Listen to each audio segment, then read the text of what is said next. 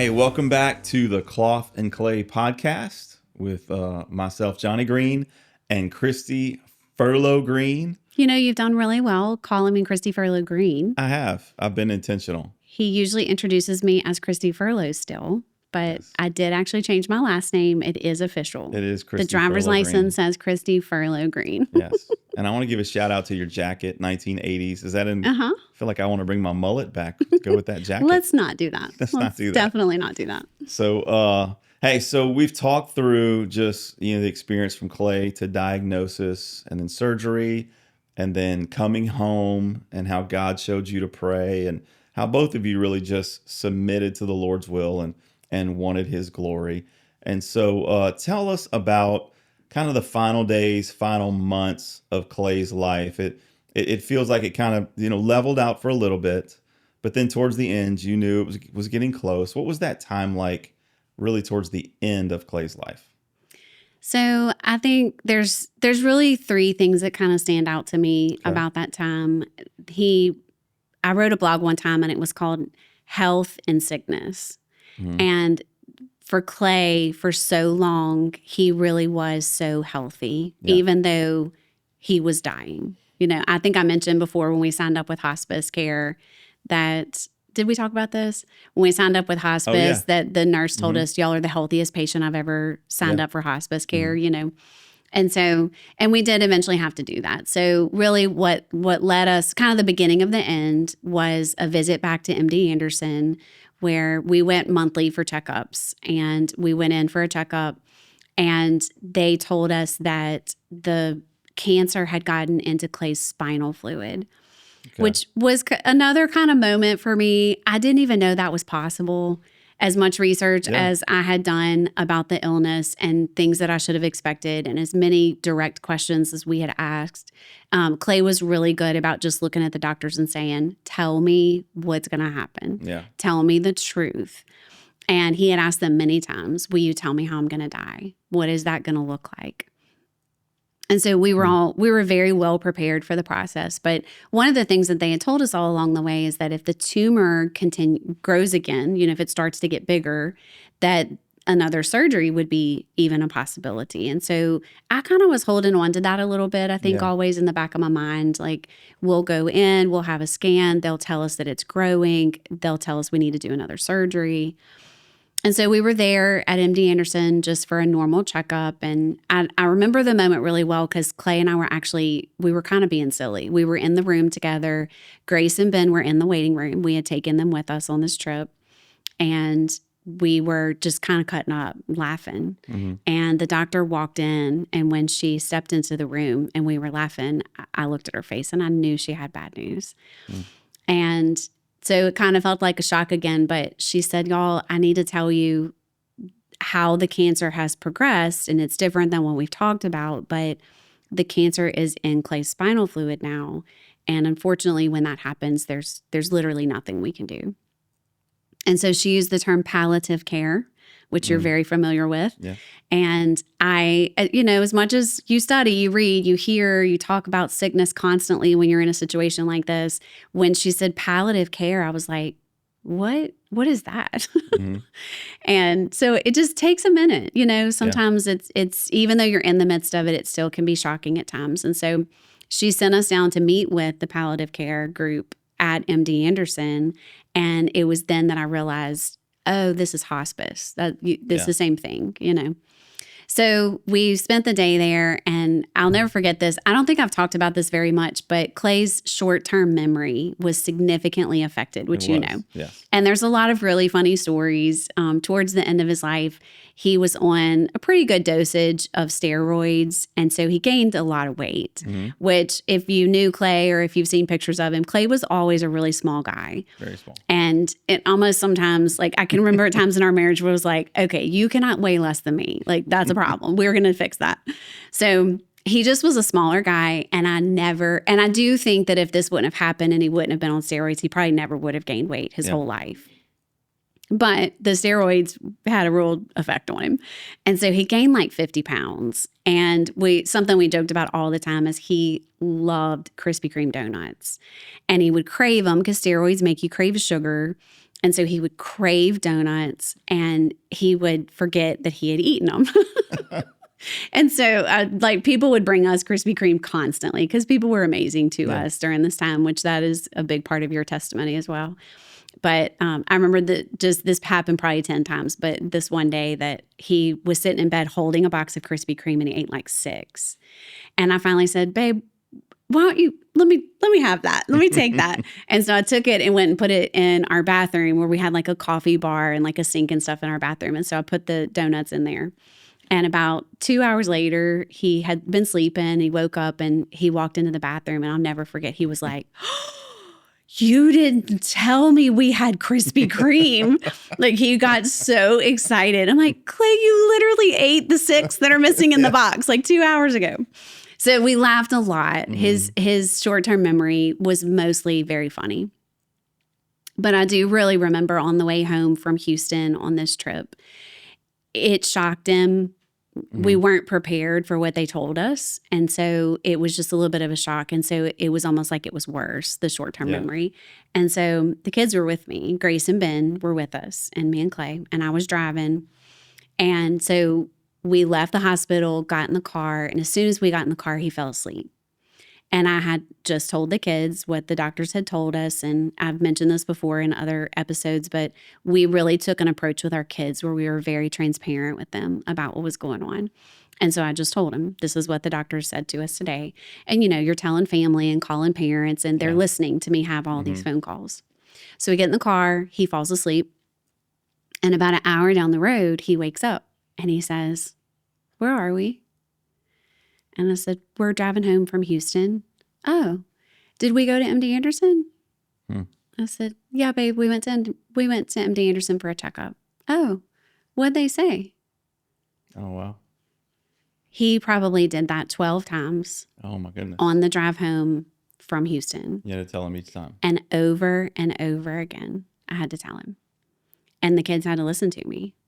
And I couldn't lie to him, you know? And so over and over again, the cancer is in your spinal fluid, and we met with hospice today. We did? Like, this is it? This is the end?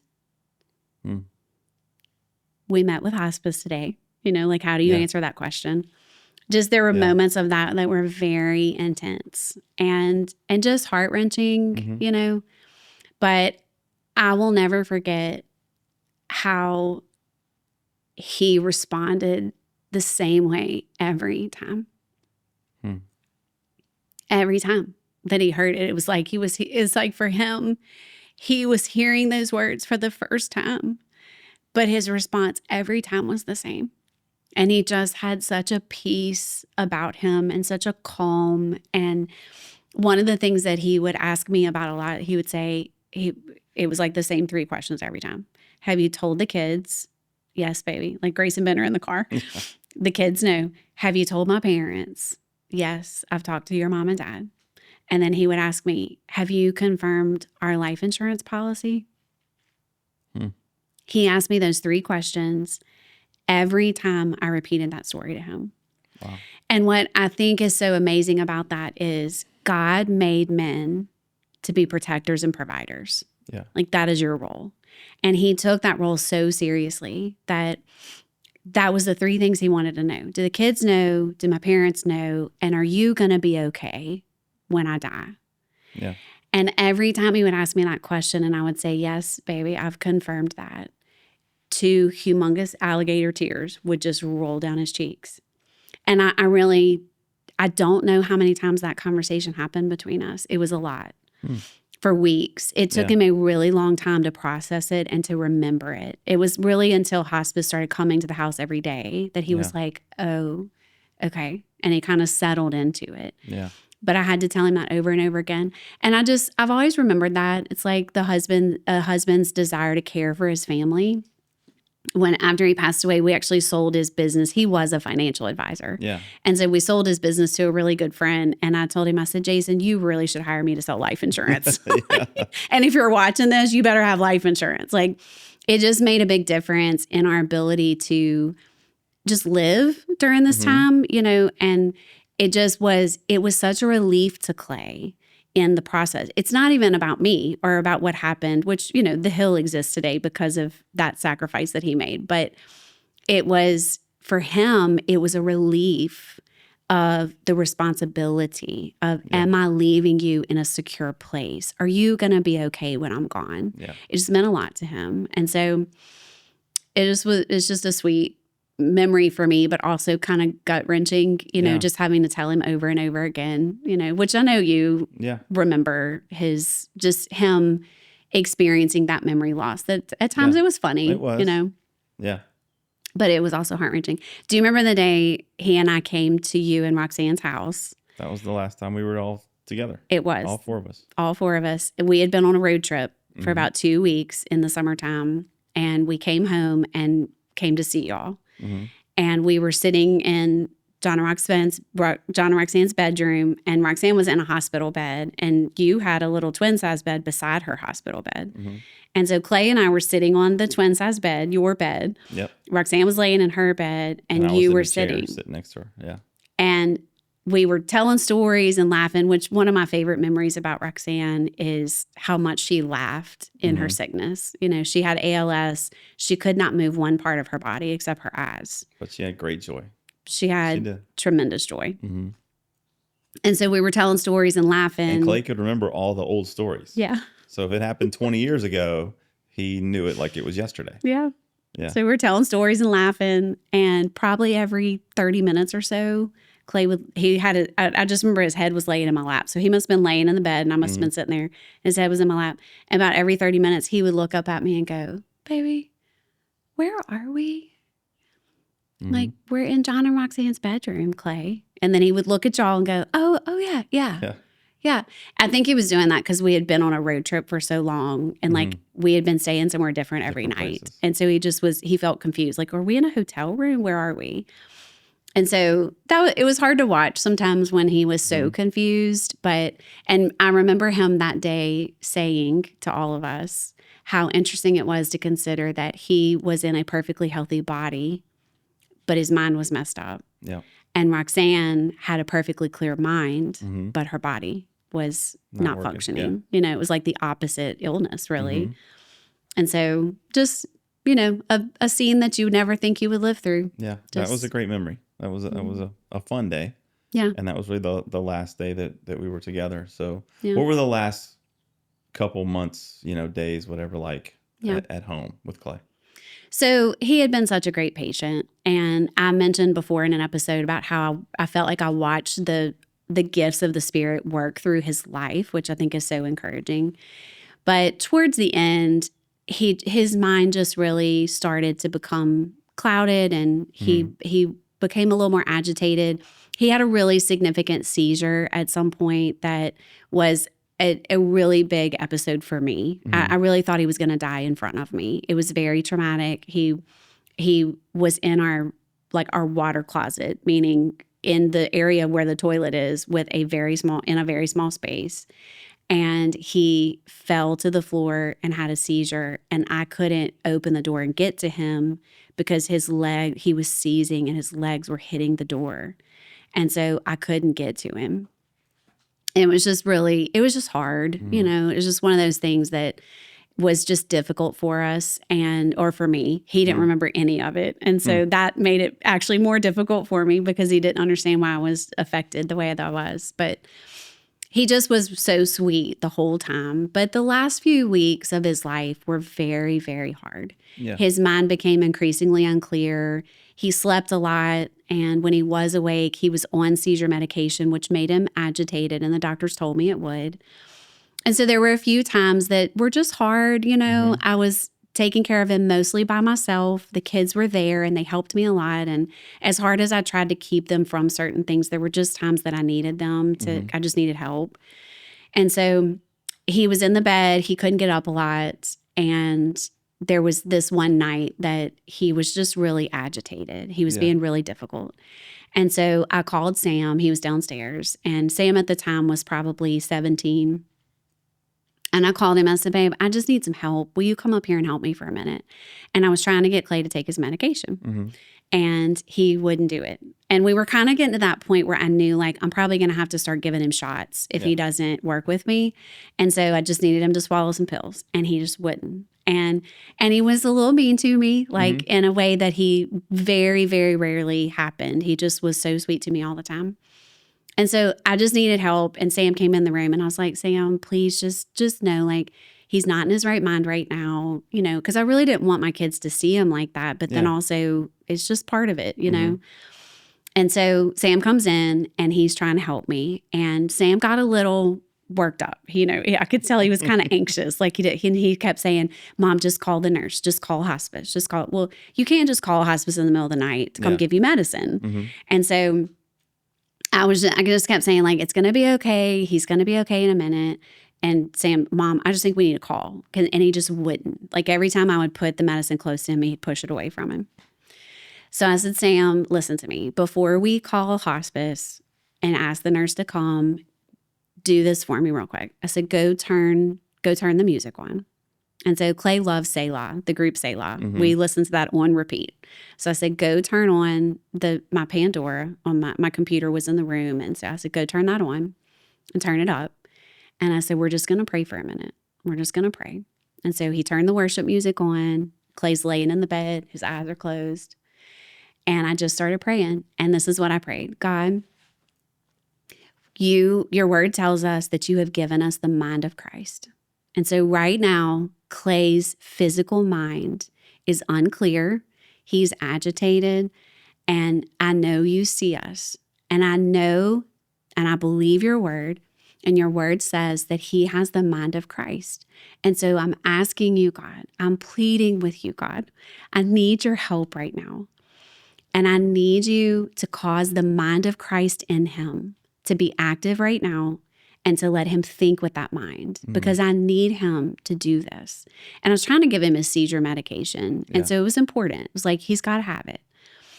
And so I'm just praying, like I'm all into this prayer. And Sam's over there with me, and he's like got his hands on Clay, and I'm just beseeching the Lord. And all of a sudden, I felt Clay touch my hand. Like he kind of like grabbed my hand. And so I opened my eyes and I looked down at him, and he had the sweetest, calmest look on his face. And he looked at me and he said, baby, what do you need me to do? It was like a different person. Wow. And I said, Clay, I need you to take your medicine. And he said, okay, give it to me. like he had not heard anything that had happened for the last 30 minutes. And so I gave him the pills, and he put them in his hand, and he would always stare at him for a minute because he couldn't see good. And so he like stared at him, and then he just put him in his mouth and swallowed. And I'll never, ever forget this. And I hope this encourages you parents.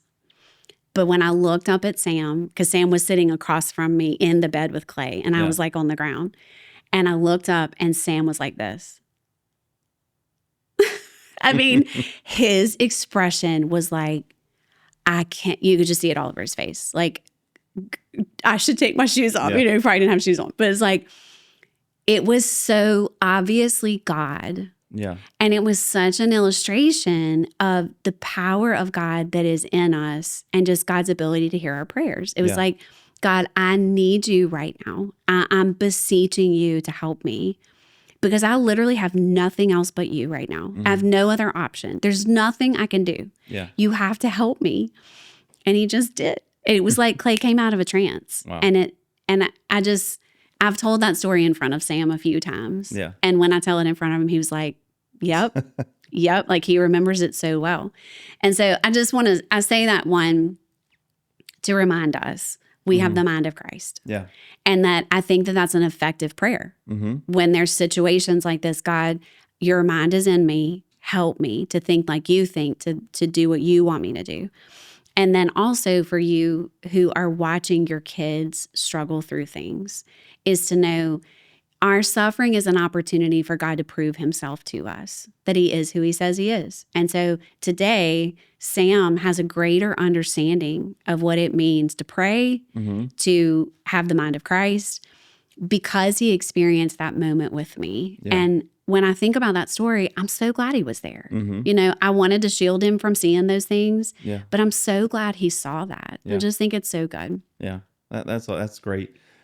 In the last kind of few days, when you start to realize like it really now could happen every day, what were you feeling? What was kind of going on? Were you scared? You know, was there fear of that? You know, because sometimes you prepare yourself, but then when you get right up to it, you're really not, because nobody can prepare for that. You can never really be that. That's so So true. what was that like at the very end? So that's a great way to say that, because as much as we think we prepare ourselves, you can never prepare for death and how you're going to feel in those moments. And so as the days grew on, he got increasingly unresponsive. He slept more. He wasn't able to talk eventually, you know, and just, it was a slow progression that gave us time to adjust and know what was happening, but we definitely knew what was happening. Yeah. I think the hardest thing for me in that was when we made the decision to put him in a hospital bed, which once I did it, and I think you know this from Roxanne, but once I did it, I was like, oh, I should have done this sooner. Like, I remember we got him into the bed that day and my mom was like, he looks better already. You know, it was easier to change him. It was easier to move him around, give him his medication. But I just held on to him sleeping in the bed with me. Yeah. I just wanted to be beside him. And that was really hard for me. But we made that decision about a week before he passed. And I think it was that day, it might have been a few days after, but Dr. Gamati would come over every day and for a while and check on us and just visit with me. And he was really good at helping me. The hospice nurses were amazing. I tell people all the time, if you're at the point that you are eligible to enroll for hospice, do it as soon as you can. It's a huge help. It's just, it's life-changing. The service they provide, just the way they care for you. So we were in great hands and a lot of information being given to us, you know, just to help us navigate. But I do remember this one night in particular that it was like a lot of people had been at the house and that was always good for me. You know, it was just distracting and everybody left and he was in the hospital bed and I was in the bedroom with him by myself. And one of the things that I always was afraid of him dying in the night, which I know there could be people watching this episode who have experienced that. It happens, you know, heart attack in the middle of the night, just totally unexpected. And I just was really afraid that I would wake up and he would just be gone, you know? And so I was in my room. It was just me and Clay. And I remember fear coming into the room like a person had walked through the door. Just this immediate feeling, you know, if it had been a movie scene, like icicles would have formed on the windows or, you know, just something crazy would happen where I really feel like a spirit walked into the room with me and it was fear. And I felt it to my core. And I came close to having a panic attack. I remember just like I have to make myself breathe right now. It just beginning to like really talk to myself. And I called my kids. They were all three downstairs. And I called them and I was like, will y'all please come up here with me? And they did. Which again is like, I think our instinct as parents so often is to protect our kids. But the Holy Spirit just gave me a grace for that. I don't claim any ability outside of myself, or it's not that I'm smart. I had no idea what I was doing. Yeah. But the Holy Spirit just really, I think, gave me a grace to help my kids through it and to see them. And my kids are a comfort to me. They just are. And I just, in that moment was like, I need y'all. I know this is hard. It's hard for me. It's hard for y'all. I just need you right now. And so they came upstairs and they're precious. My kids are amazing. And so they came up there with me and I just confessed it. And when they came in the room, I said, y'all, I need to tell you something.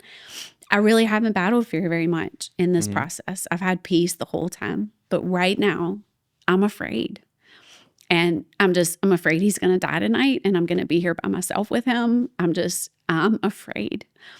And I wasn't afraid to admit it. You know, I was like, this is just real. This is what's going on. I'm scared. and to the Lord and to the kids. And I just will never forget. Sam said, Mom, I mean, we should just pray. And I said, yes, we should. And he was like, I'll do it. And you have to know, and he would be okay with me telling you all this. I told stories about him last night in our young married couples group. He would be okay with me telling you this. But Sam was definitely wavering in his faith. You know, he was at a point in his life where he was trying to figure out, is God real? Do I want to love him? And am I going to give him my life? Yeah. You know, God was on trial during this time for Sam. And so it meant a lot to me that was his first response. And so he prayed the most beautiful prayer. And, you know, it was a simple 17-year-old prayer, but it was exactly what I needed to hear. And that after they left the room, which also just an amazing thought, is that when he started praying, as much as I felt that person of fear come into the room with me, I felt him leave. Wow. And it wasn't any like, you know, we weren't throwing oil all over the place and praying in tongues and sweating and striving in prayer. It was just a very simple, God, we believe your word and we believe that you are our protector and that we don't have to fear. And so we're asking you to help us. You know, just the simple prayer of a 17-year-old just coming from his heart. Would you help my mom right now? She's afraid. And I literally felt fear leave that room. Wow. And after the kids left the room, I remember opening my Bible and reading this. And it's in Psalm 34. And this is what it says. It says, this is a Psalm of David. It says, I will bless the Lord at all times. His praise shall continually be in my mouth. Which, by the way, the last episode we filmed, I didn't have my Bible. That's right. Now you've got it. And now I have it. And I just feel so much better. I had a Bible, but as y'all can tell, like, this is my Bible. It's more inspired. It is. It's more holy for some reason. I don't know. Okay. I will bless the Lord at all times. His praise shall continually be in my mouth. My soul makes its boast in the Lord. Let the humble hear and be glad. Oh, magnify the Lord with me, and let us exalt his name together. Now, this is a song, what I'm about to read, and so it's hard for me not to sing it, but to just read it. I'm not. I can't stop. Okay. I sought the Lord, and he answered me and delivered me from all my fears. Those who look to him are radiant, and their faces shall never be ashamed.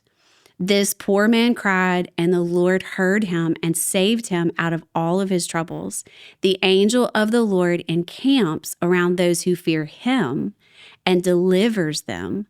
Oh, taste and see that the Lord is good. Blessed is the man who takes refuge in him. Oh, fear the Lord, you his saints. And then later it says this, when the righteous cry for help, the Lord hears and delivers them out of all their troubles. And this is one of my favorite things to say. The Lord is near to the brokenhearted and saves the crushed in spirit. I just think, oh my gosh, I could preach for hours about this. First of all, I sought the Lord and he answered me. Having that knowing of like, God, I've tested you.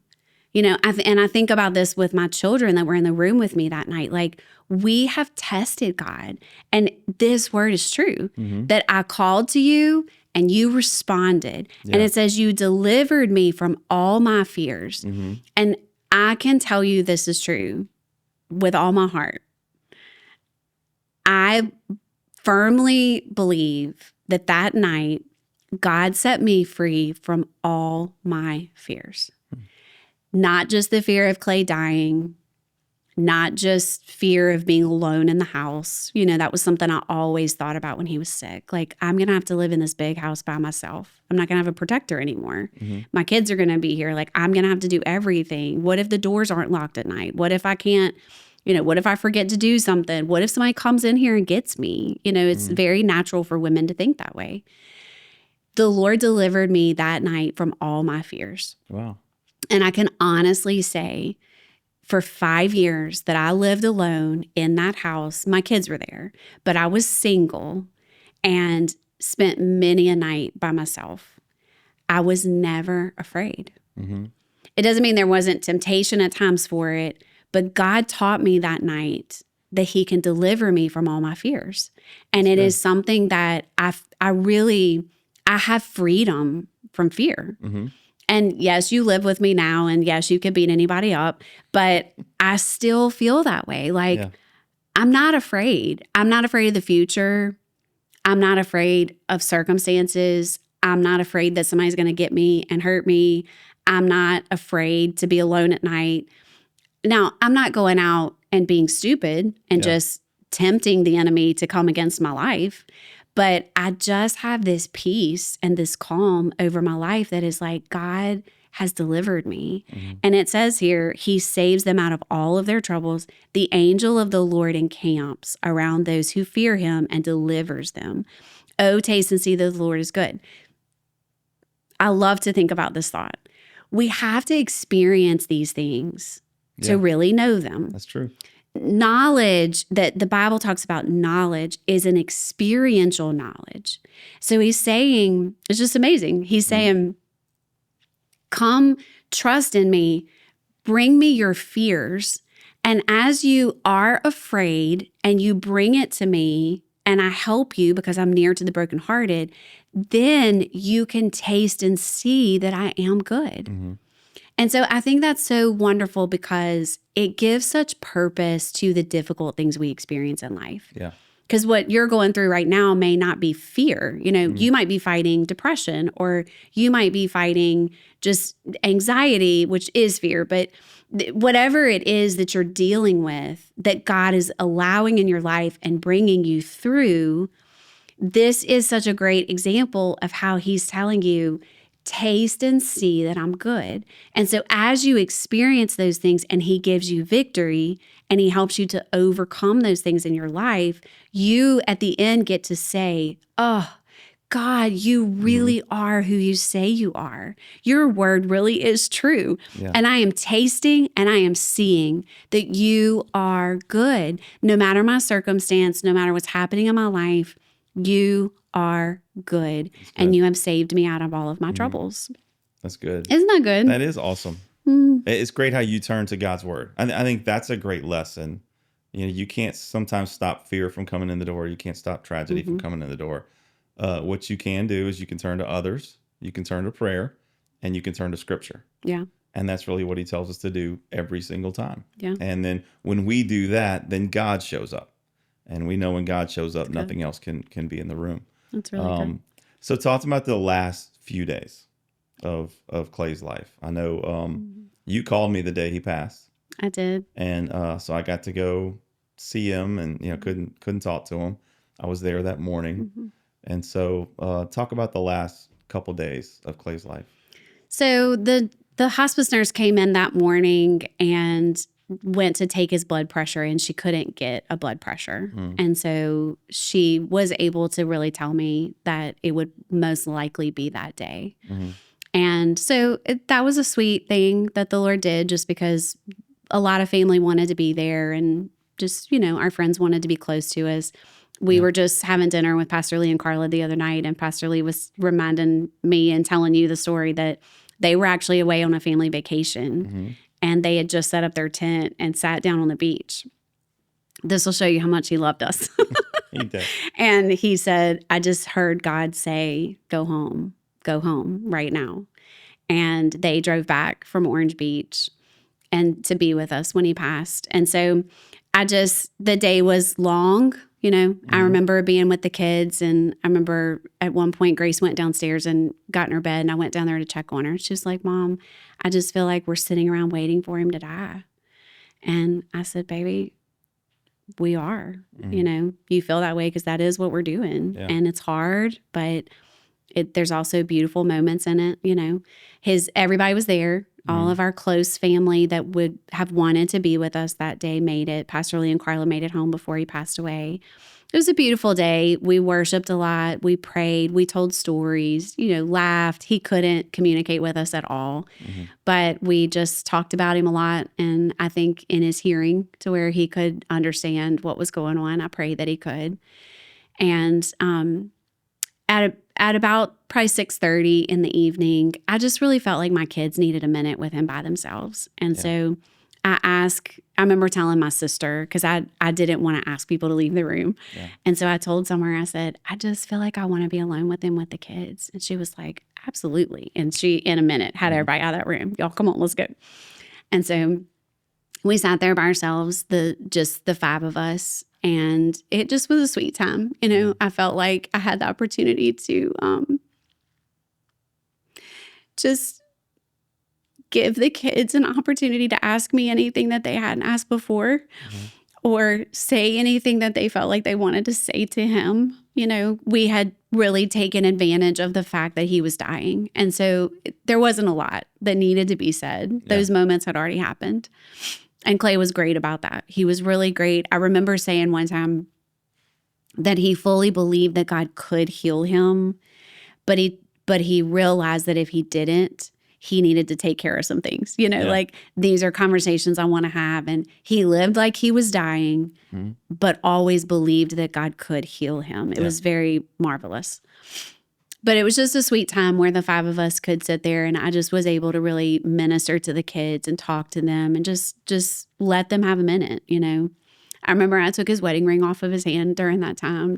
I wanted to keep it. And it just was sweet. And so right as that was coming to a close, his breathing changed. And he was probably gone 10 minutes later, you know. And I remember feeling like, I don't understand this. And doctors think they understand, but I mean, who has died and has come back to tell us exactly what it was like? I mean, I don't really think we know. But at the end of it, I felt like he waited for that. Like, he needed that time. There was something about it that was just precious. And as soon as I was about to say, Sam, why don't you go let everybody know they can come back up?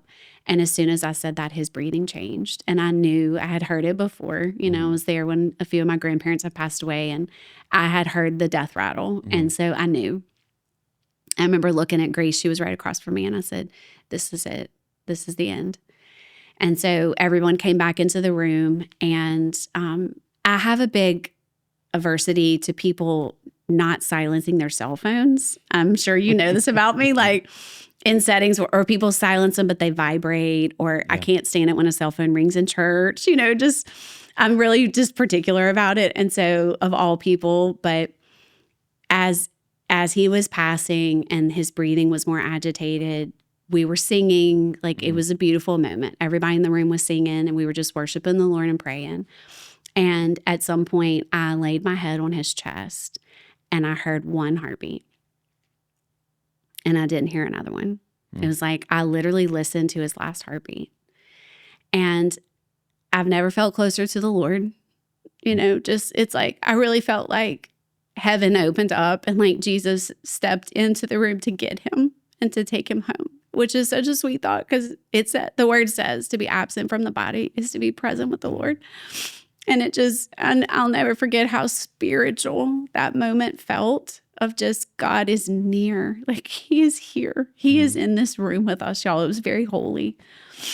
And so I heard his last heartbeat, and the kids were all around me. And I just remember when I sat up to look at him and he had taken his last breath, it was immediate that his body started to decay. He was purple almost instantly. And honestly, for lack of a better word, it was gross. It's like as soon as I looked at him, I kind of panicked a little bit, because Ben was laying in the bed with him. And Ben was only 11. He just was so little. And he was laying in the bed with him. And so when I picked up my head and I looked at him and I saw, like, oh my gosh, he's already turning purple, I kind of panicked. Like, I didn't want Ben to see it. And I was trying to figure out he was bawling. And so I was trying to figure out, like, how am I going to get him up where he won't see this? But it's the same with that. It's the same, because when they did look at him, I just remember saying, y'all, his life is gone. His spirit is gone. Like, there is nothing in this physical body. It's just death. This world is death. And the only life that is in us is our spirit. And his spirit is gone and he is with Jesus. And now it's like it's just death. We're just looking at death. And I had never known the depth of that until that moment, when I just saw that lifeless body and like, there's nothing here. There's nothing to hold on to in this life. There's nothing. It's like we cling to it so hard. We cling to it so hard and it's nothing but death. And just yesterday or recently in church, Mike was saying how as believers, we should hate sin. And I know how much I hate sin. I say it all the time. Like, I hate this world. I hate the devil. I hate sin. I hate it because I know what it leads to. I know what it brings. And the enemy has just done such a good job of making it look so appealing. And to see that corpse laying there, it was just like, this is what the world leads to. It's just death. There's nothing there. There's no life outside of Christ. There is no life outside of Christ. And so obviously, I'm sorry I cried so much. Like, no. It's hard to think about and it's hard for us to see these things and to embrace these things. But it's also like, I'm so thankful.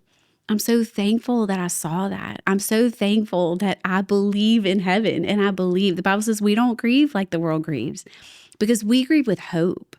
I have hope that I'm going to see him again. My kids are going to see him again if they walk with the Lord and they give their lives to him. And he's not lost. He's not dead. He's alive. That's really, right. We're the ones that are dead. He's more alive than we are. Absolutely. And so it's like when you start to really think about that and let that excitement fill you, like he is alive today and we are the ones who have to stay here, and keep doing all this stuff, but it's death. It's just, anyway, it's just an exciting thing to consider. And I love to, it's hard to remember those days a little bit, but I love to just remember how God just helped us, how he just taught us so much during that time. Yeah. So that's his final moments. And then I remember you called me about having his service at Healing Place. Yeah. I think one of the reasons was because of the blog. There were people that had never met Clay that came to his funeral. Yeah. They had been touched by his story because of the blog. And so we held his funeral there. And so do you want to talk about the funeral? I know Sam did an amazing job. It was awesome. Talking about his dad. Just such a maturity there, even though he was young. And then I know you shared. Do you want to talk about what you shared at his funeral? You shared. I shared. I did talk. What'd you do? I don't remember all the details. I do remember talking about how much he loved the things we talked about, the Dodgers and music. But then Clay was just always a good guy. Clay was a guy you never really were worried that he was on the wrong path or, and he was a great friend. I mean, we were best friends from, 1982 to 2017, so a long time. And so I missed him. Just got a chance to talk about what a great guy he was. And then also I remember saying how much he loved you. He would talk about you in glowing terms. We'd meet for lunch, every once in a while. We kind of end up, we haven't talked about it. We ended up living on opposite sides of town of Baton Rouge. And so we would meet in the middle for lunch a lot. Families were busy. We didn't get a chance for families to get together as much the last few years. And then how much he loved, Sam and Grace and Ben. And so I just wanted them. I remember wanting them to know, wanting you to know, even outside of family, how he talked about y'all and how much he loved y'all. So that's all I got to say about that.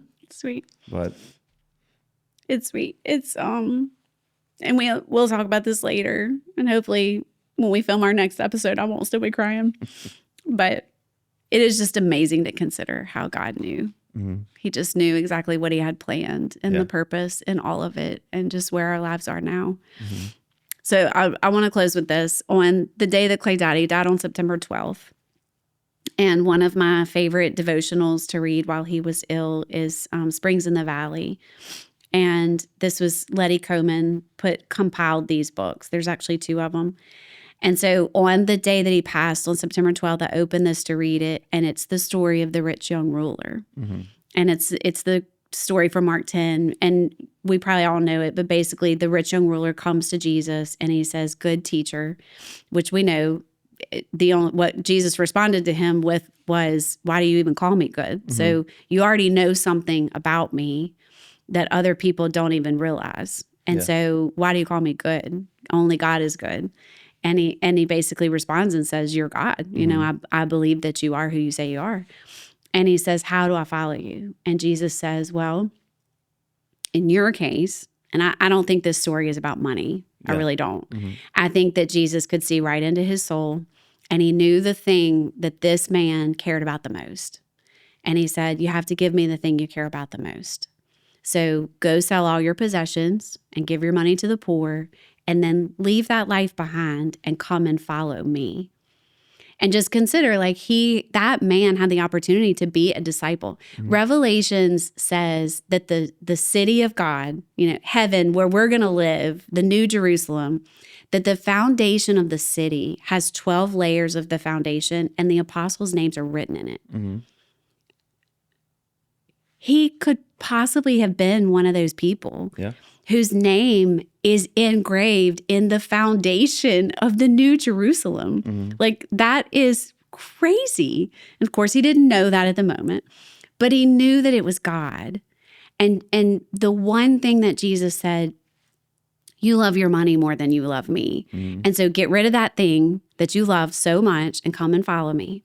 And we know he doesn't do it. Yeah. He walks away. And so I'm just going to read this little excerpt really quick. It says, "Such was the preparation necessary before this admirable soul could become a disciple of Jesus Christ."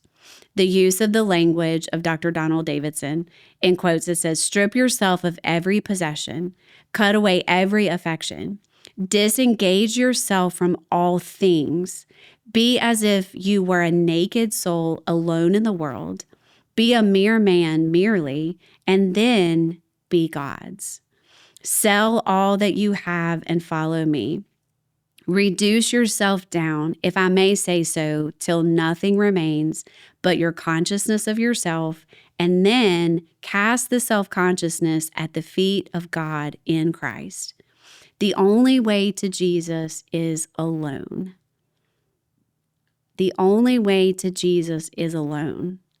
Will you strip yourself and separate yourself and take that lonely road, or will you too go away sorrowful?" I just think that's amazing. And that is the devotional on the day that he died. Wow. And I have a really sweet picture my sister took of me. I read this to Clay, and I don't know if he heard me, you know.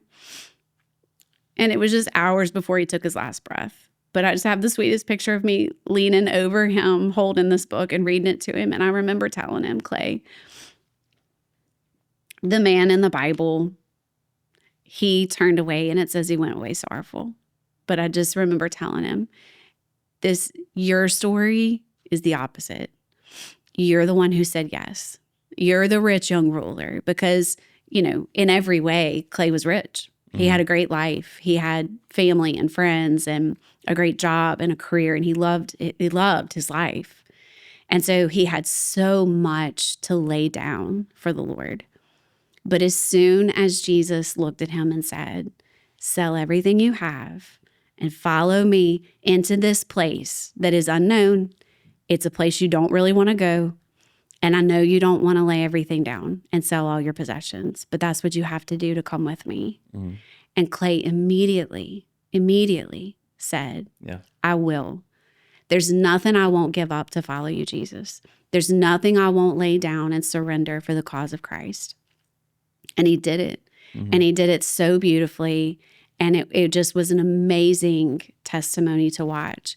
And he didn't go away sorrowful. No. He walked into heaven beaming, proud, excited, and he left everyone around him. He left us in a position to feel the same way. and to just long for heaven, just to know like heaven is real. He's there. I said a lot after he died, I said, I feel like half of my heart just went to heaven. And honestly, that's the best feeling in the world, because it's like, I want to live for heaven. I've said that my whole life. I want to live for heaven. But it's hard to do that when you don't really know how real it is. Yeah. And I know how real it is now. And so he left us in a great place to be able to have faith and to be able to trust the Lord, and for my kids to believe God. His testimony was protected, and he just died so well. He really did. And I think his funeral honored him in a great way. I told that story at his funeral. Yeah. Sam did a beautiful job. Grace read the eulogy. Ben wore cool shoes. That was Ben's contribution to the day. That was before tennis shoes and suits were cool. And he wore a bright blue suit and red Vans and a red bow tie. And it was the most adorable. He was 11. It was the most adorable. I remember you said something about him when you talked on the stage. You said, your dad would love those shoes, Benjamin. It was just sweet to see how the kids just really thrived during that time, And just family came around us, friends. It was so many people. I stood in the same place for 5 hours the night of his wake, never moved. Yeah. And just person after person, and just honoring his life, reminding us how valuable these 16 months of Clay's life had been. It is a beautiful, beautiful story. Yeah. It was a great day. I remember they broadcast it live on Facebook. And so I remember going home telling Roxanne that Clay had passed, and she cried. And so she got to watch it on Facebook because she couldn't, she couldn't come. So, I got to share, you got to share, Sam shared, did an amazing job. Of course, Pastor Lee and his brother Ron. But the highlight, I think, of the funeral, and this goes to what you just talked about, of him embracing the calling that's on his life. And so let's close out this podcast. I'll let you close it out introducing this. But Clay actually filmed a video that something he wanted to tell the world, and we showed that video at his funeral. And so we're going to attach that to the end of this podcast. So let's go ahead and close out. This is the way we'll close out, is why don't you introduce that video, say what it's about, and then if you'll stick around, that video is going to show right at the end of this podcast. So this was filmed probably about a month before he died, and we had been talking about and preparing to do it. He was very willing to do it, and I just really felt like the Lord told me to do it, and just the impact that it would have for him to just talk to the audience at his funeral. And it was amazing to see, because he was having a really bad day. I had a really hard time getting him out of bed. And then I got him finally to get downstairs dressed and in front of the camera. And as soon as he sat down in the seat, I was really thinking, this is not going to happen. He sat down. Brian turned the camera on. Brian McAllister filmed it, turned the camera on. And I was behind the camera, and I asked Clay one question. I asked him, tell us about your experience, or something about Jesus. And as soon as I asked him that, he was like limp and weak. And he went, so let me tell you what's happened in my life. And it's like, and you'll see when you see the video, it is so powerful. It is so good. He looks so healthy. And he made it through that video, and he went straight back to bed, went straight back to sleep. So it was just all a miracle to see how God gave him the strength to deliver this message. And I really pray that you'll listen to it, that you'll be encouraged. Look at his face, look into his eyes. There's such a hope and such a confidence in him that it is available to all of us. It's available to all of us. It is not something that was unique to his life, or that he had some special calling on his life, and he did. But the confidence that you see in him as you listen to this video is something that you can have too, if you will just trust the Lord with your life. And so I hope this blesses you. I've never once thought, I don't even think it's crossed my mind, that this is cruel.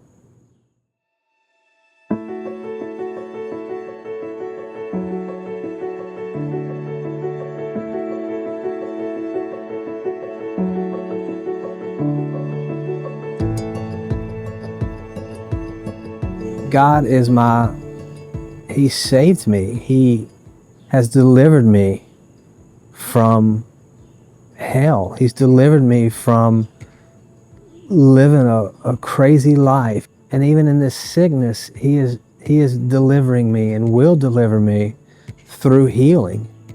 But in the midst of it, although it has come upon me and I'm having to go through it, I'm at peace. Tell me anyone who does not know the Lord and they're diagnosed with a terminal illness, what do?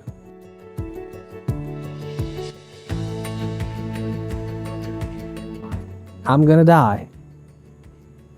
But I know, because I have that blessed assurance, that when I do, I'm going to be with Him. That is peace. That is why I can lay my head down tonight and go to sleep. And whether He takes me tonight or if He leaves me till tomorrow, I'm at peace through that. And everyone can have that because of what Jesus did on the cross for us. We don't work for it. Nothing that you can do to earn it. All you do is trust in Jesus. He is the author and He's the finisher of our faith. And that's comfort. That is ultimate comfort in whatever you go through.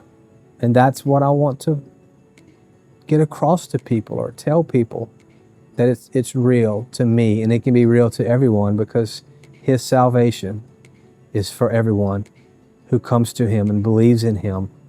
And oh, the blood of Jesus washes me. And oh, the blood of Jesus shed for me. What a sacrifice to save my life. Oh, the blood, it is my victory. God is love. It's not what He does, it's who He is. He loves, but He is love. And that's how I can get through anything that comes upon me, because He has given me His love. He's living in me. And my prayer is that He comes out of me through this. He doesn't want me to suffer. He doesn't want me to go through these trials just to go through them. There's a purpose in it. And what an honor. I feel it's an honor that He allows me to go through this to give Him glory.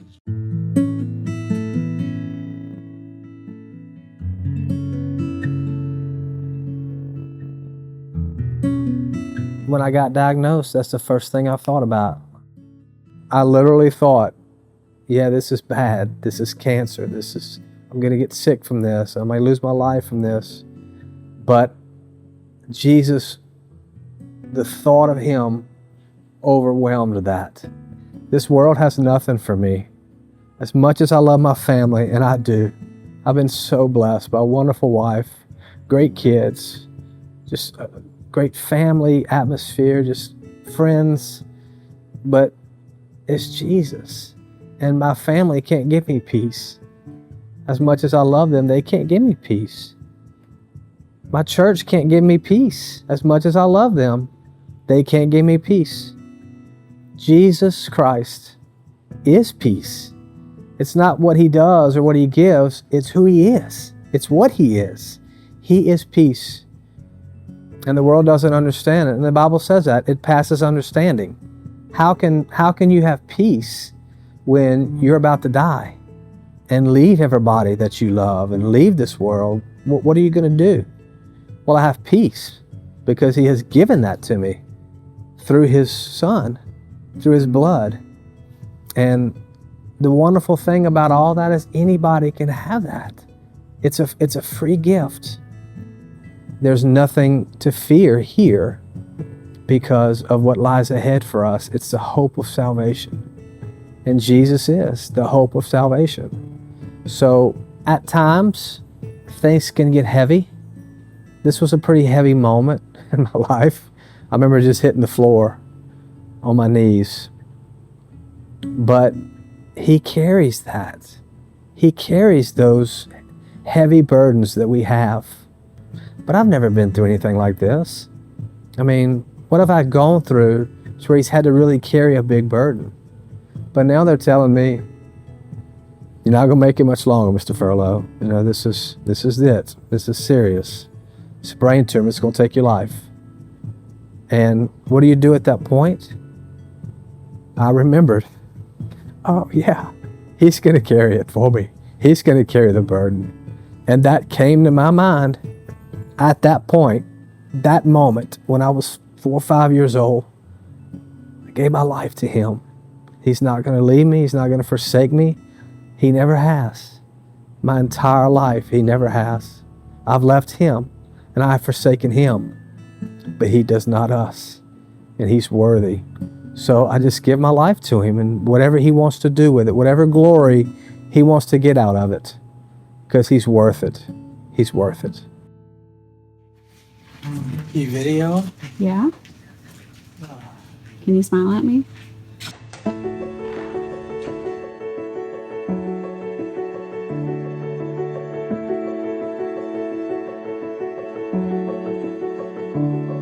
There is nothing that is available to me that I haven't experienced. There's nothing that compares to the love of Christ. And I've always said that, always said it, but now I know it. It's a knowledge now because I'm dying. The world says I'm dying. I got this brain tumor. It's going to take your life, Mr. Furlow. It's going to take your life. Okay, but this is not my eternal life. So it takes my life here. I be with him there. I'm with him there. And that's peace, ultimate peace. And that's what I want. I want to get across to people is you will never, ever regret giving your life to Jesus. I never have. Even when I was healthy and doing well, and I've never regretted it because he is ultimate peace and love. I know without Jesus, I would be miserable. I would be miserable. What's to live for? What is your hope in?